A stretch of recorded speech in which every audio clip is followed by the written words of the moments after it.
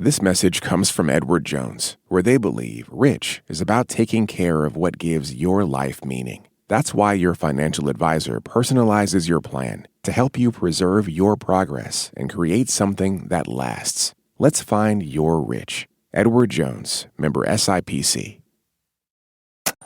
This is Planet Money from NPR. Sometimes when there's a big change taking place, a common response is, we don't know what's going to happen. Sometimes, though, we can say, hey, we have seen this before, and something pretty similar has happened somewhere else, and we should pay attention. Well, last week, we got one of those big, sudden societal changes. The Supreme Court ruled against Harvard College and the University of North Carolina, saying race cannot be used as a factor in college admissions and effectively ending the practice known as affirmative action. And so what effect will this decision have on students and schools and even the economy? Well, for some clues, we can actually see where this has happened before. We can look at California, which ended affirmative action in public colleges 25 years ago. What happened there gives us a sense of what's in store for us nationwide after the Supreme Court's recent decision. Hello and welcome to Planet Money. I'm Adrian Ma. Today on the show, we're featuring 2 episodes from our short daily podcast, The Indicator from Planet Money. In part 1, we'll talk about the potential economic effects of the Supreme Court striking down affirmative action. And in part 2, we'll talk about infrastructure, specifically why new subways don't get built very much anymore, why it costs so much for America to build new stuff. We'll go underground to find that answer, and all of that is coming up after the break.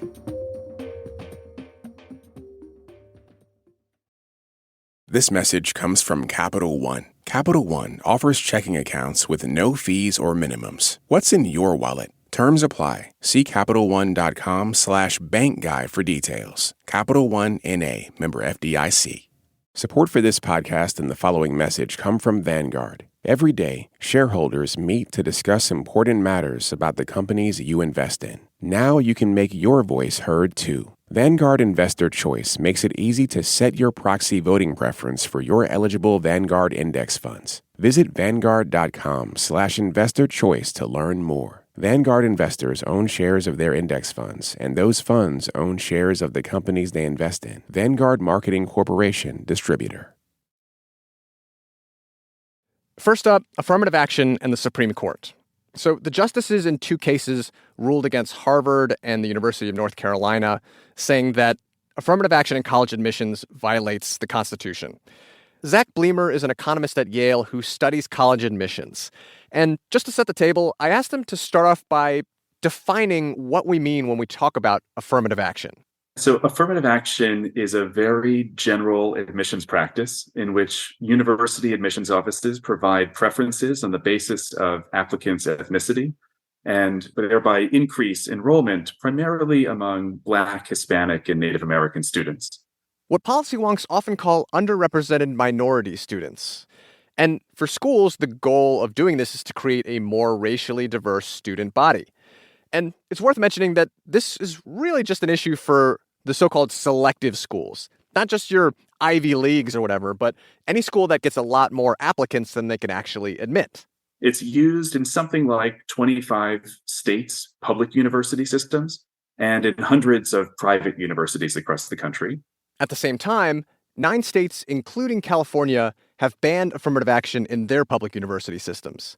Now, Zach says for schools that do use it, an applicant's race or ethnicity can really make a difference in their chances of admitting different applicants.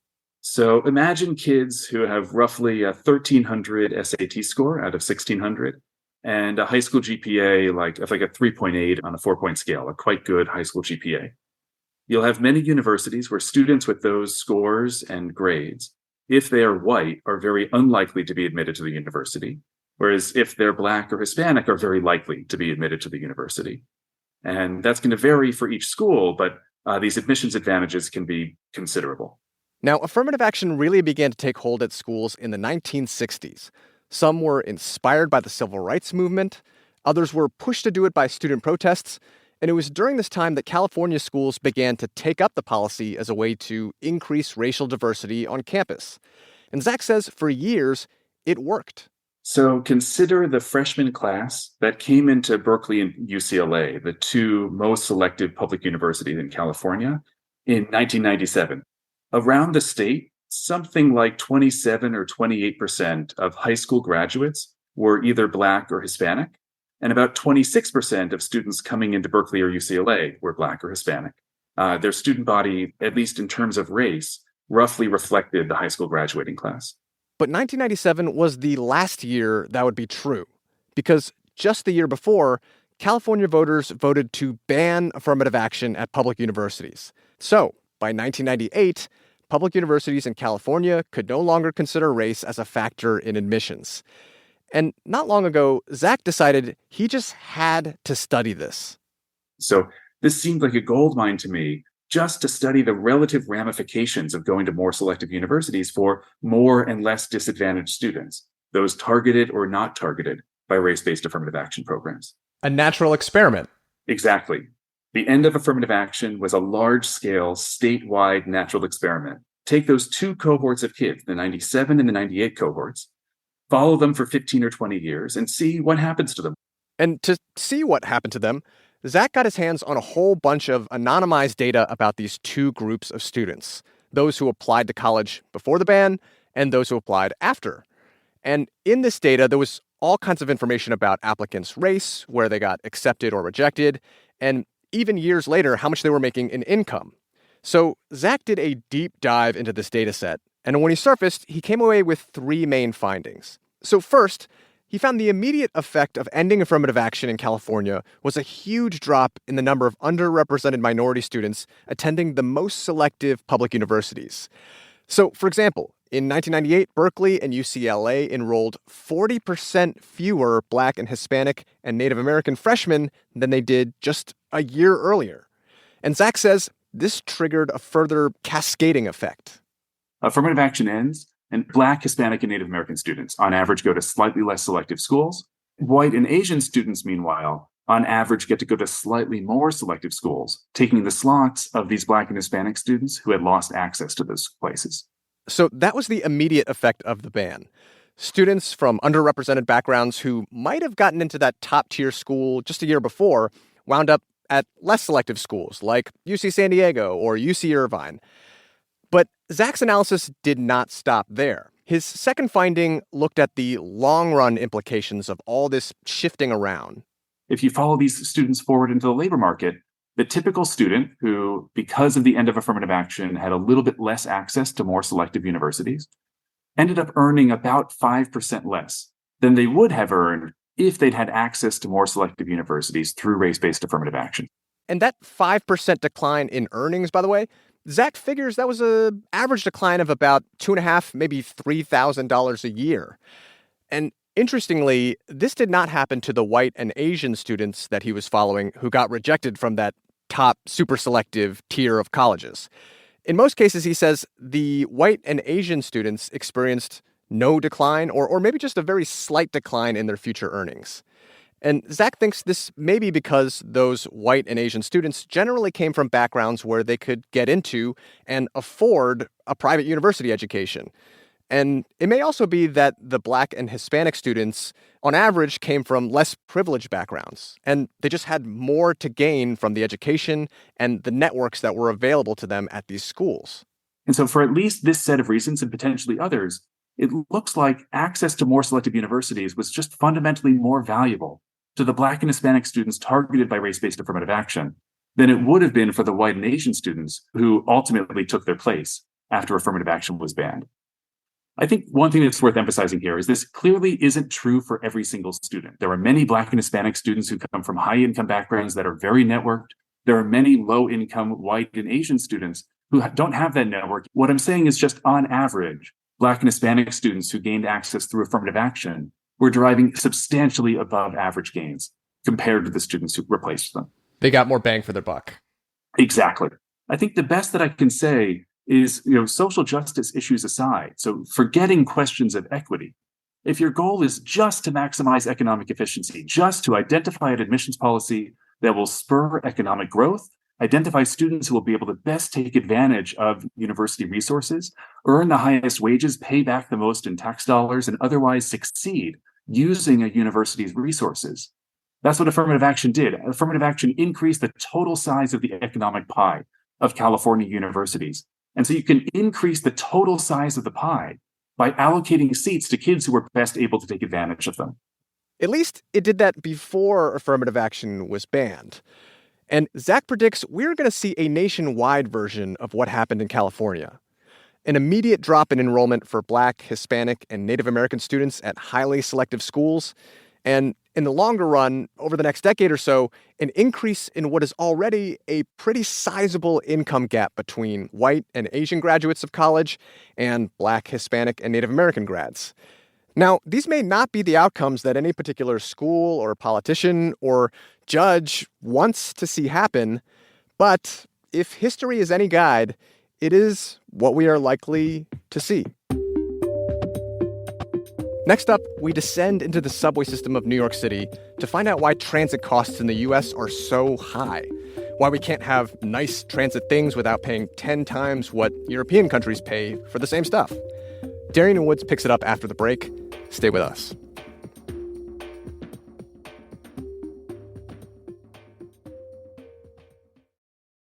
Support for this podcast and the following message come from Vanguard. Every day, shareholders meet to discuss important matters about the companies you invest in. Now you can make your voice heard too. Vanguard Investor Choice makes it easy to set your proxy voting preference for your eligible Vanguard index funds. Visit Vanguard.com/investor choice to learn more. Vanguard investors own shares of their index funds, and those funds own shares of the companies they invest in. Vanguard Marketing Corporation, distributor. In cities around the US, there are big plans for new public transit. California's dreaming of high-speed rail, Austin's planning for a light rail system, and Seattle is extending its bus and train lines. And there is one thing that American public transit projects like these have in common: super high construction costs. And not just a little bit more expensive. As an example, one recent subway project in Manhattan was 10 times more expensive than in countries like Sweden or Italy. So the other day, I went to that really pricey subway project, 96th Street Station on 2nd Avenue, to figure out what was behind these soaring price tags. I waited for New York University professor Eric Goldmark at the subway station. Eric and his co-authors recently released a big report comparing different countries' approaches to building transit. Eric, how's it going? Good. Eric arrived, of course, by subway. We're going to have a great time touring, I guess, this must be like the Sistine Chapel for urbanists. Yeah, something like that. How much does the station roughly cost? $837 million. All right, well, let's figure out why it's so expensive. Let's go for a tour. All right, let's do it. When you think about the cost of transit, the station design is critical. Eric Goldwyn talks about the case of the 2nd Avenue subway extension in New York. It's this series of 3 extra subway stations along the Upper East Side of Manhattan, and it opened in 2017. There, nearly 80% of the construction costs were from building the stations, not from the train tracks or the tunnels built for the subway lines themselves. In fact, station design is one big explanation Eric found for high costs. So Eric and I went up to the station's underground mezzanine. What you see that they've done here is that there are no columns providing support. It's one big cavern, right? So that means the volume of this station is much larger. And how long is it? 1,600 feet. Okay, so quick bit of math, 1,600 feet, 800 million. Yes. That means every 2 feet, that's $1 million right there. There you go. It's an expensive piece of infrastructure. But the full size of the subway station wasn't apparent just from walking around the public area. And then you can see all these doors right over here. What does that door say over there? So that's the scrubber room. And then another service space over there, right? It honestly just looks like part of the wall, but you're saying there are secrets behind that wall. That's what I'm saying. Nothing is sort of as it seems at the surface, right? There's a lot more going on than what you see when you swipe into these subway stations. All this back-end room for lockers and offices and storage added size to the subway station. It also added cost. And another clue to the high costs of this subway station came when we took the escalators up to the street and we saw this plaque built into the entrance. It was commemorating the station's opening, and like the credits before a movie, it had a list of its designers and architects, consultants, and construction companies. Right. So we have the contractors, E.E. Cruz and Tully Construction. And the labor costs in all of these companies pumps up the construction price tag. And that's the second big reason driving up costs. And then Skanska, Schiavone, Shea. It was a Eric says that the US has a tendency to outsource a lot more of the basic design work.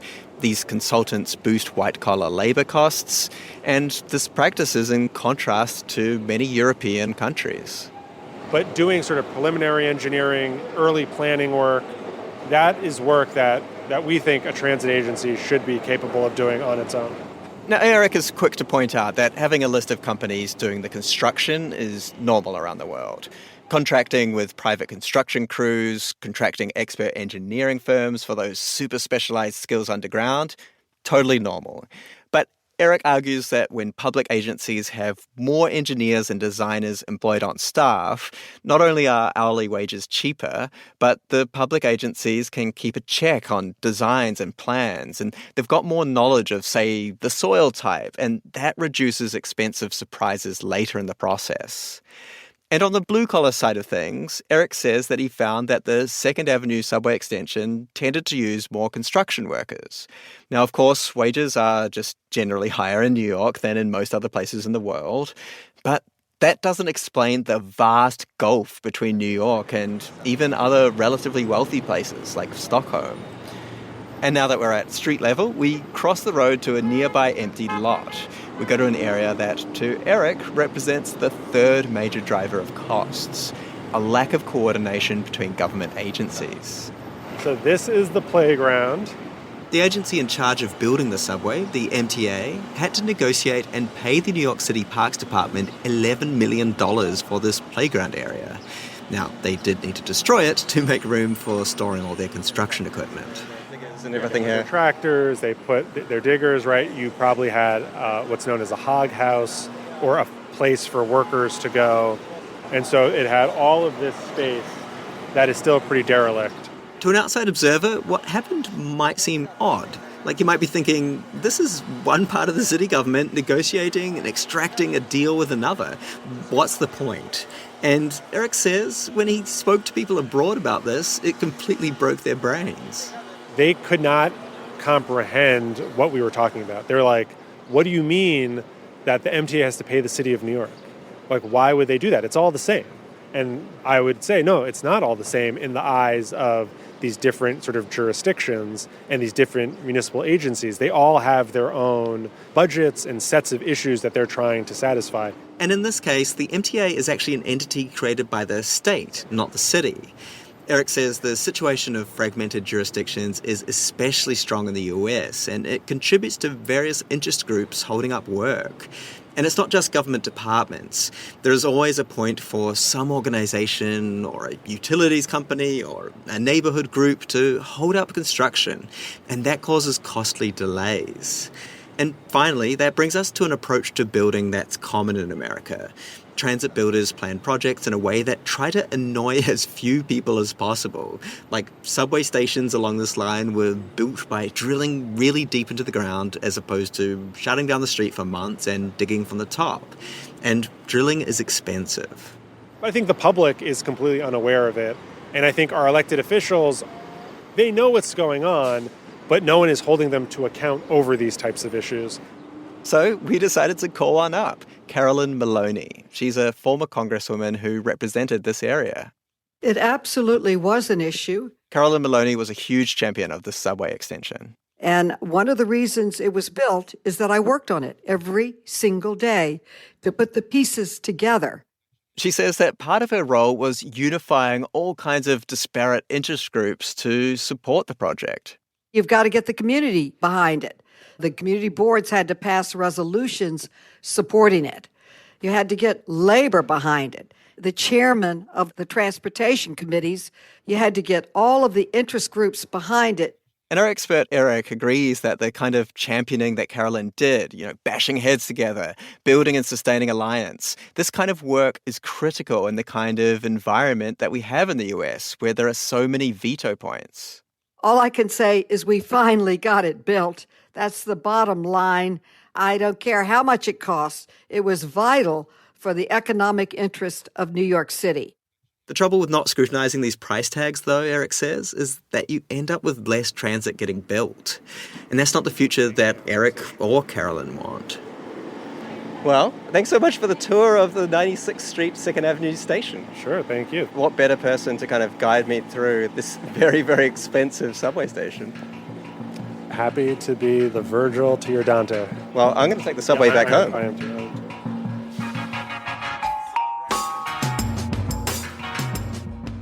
That was Darian Woods, who co-hosts the Planet Money Indicator podcast with me and Waylon Wong.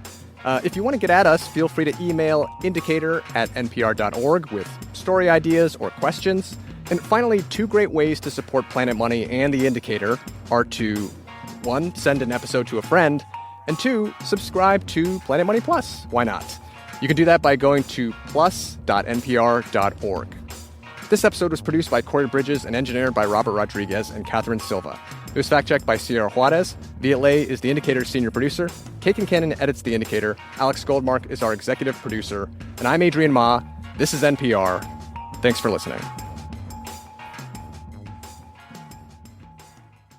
This message comes from American Home Shield. An AHS home warranty helps protect your major home systems and appliances, whether they're brand new or part of your home's history. A home warranty is different than homeowner's insurance, which covers things that might happen, like fire, theft, or storm damage. A home warranty covers what will happen, like normal wear and tear on the items you use every day, like your oven, fridge, AC, and plumbing. American Home Shield will fix a covered item when it breaks down, and if they can't repair it, they'll replace it.